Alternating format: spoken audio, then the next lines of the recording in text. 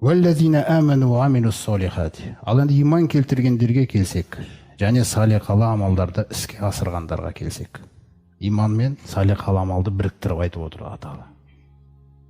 Міне, салиқалы амалдарды іске асырғандарға келсек, лахум мағфиро, бұларға кешірім болады. Көптеген аяттарда Алла Тағала бірден жәннат деген нәрсені айтатын. Бұл жерде жәннат деген нәрсені айтпай, басын мағфиро, толық кешірім. Яғни қандай нәрсені түсініп отырық? Біздің шайтанға жеңілген тұстарымыз көп. Енді бізді кешірмесе Алла, қайдан келеді ол кешірім? Сондықтан жәннаттан бұрын біз кешірімге ерену керекпіз. Ал кешірім жүзеге асу үшін біз кешірім сұрау керекпіз. Адам атамыз алейхиссалам кешірім сұрағандай, Алла Тағала қабыл етті. Сондықтан шайтанмен күрестегі, және мынау аяттың байланысы, шайтанмен күресіңіздегі ең негізгі қару тәуба. Міне қателестім ба, міне тәуба болу керек. Мүмкін емес біздің ішімізде қателеспейтін адамның бар болуы. Ол мүмкін емес. Алла бізді солай жаратқан. Біз қателесеміз, бірақ қателескеннен кейінгі жүректің соғысына қарайды Алла Тағала. Не болып жатыр мына жүректе? Міне сол кезде ол тәубамен соғылса, ол жүрек, ол адамға жететін адам жоқ. Енді жаңа күнәдан кейін ол соқпаса олай, ол күнә әдемілене береді екен жүректе. Сөйтіп ол әдеміленіп, ол тағы да бізді итереді ол күнәға. Ол кезде біз одан құтылу қиын болады. Біз кәдімгі тәуелді болып қаламыз.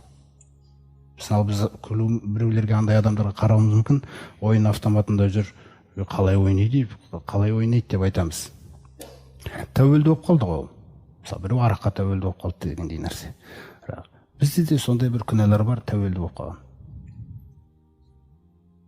Қарап тұрсаңыз, кәдімгідей кеп тұрады. Кеп тұрғанда бір Алладан ұялу, қорқу деген нәрседе араласпай қалады. Неге? Өйткені ол әдеміленді біраз жүректе.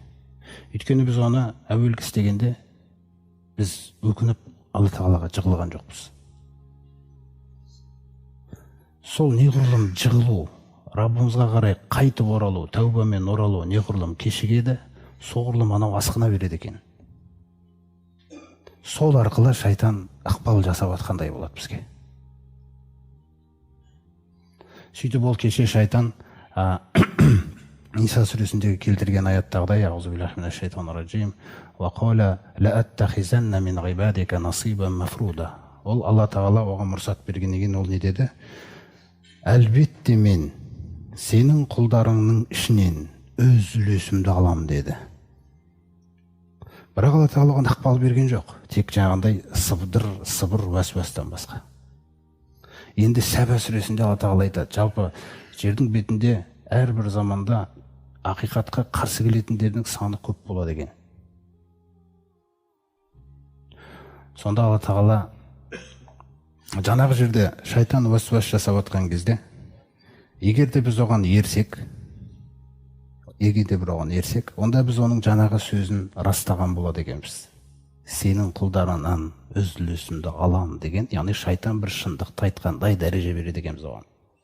Кім бұны беретін? Біз екен.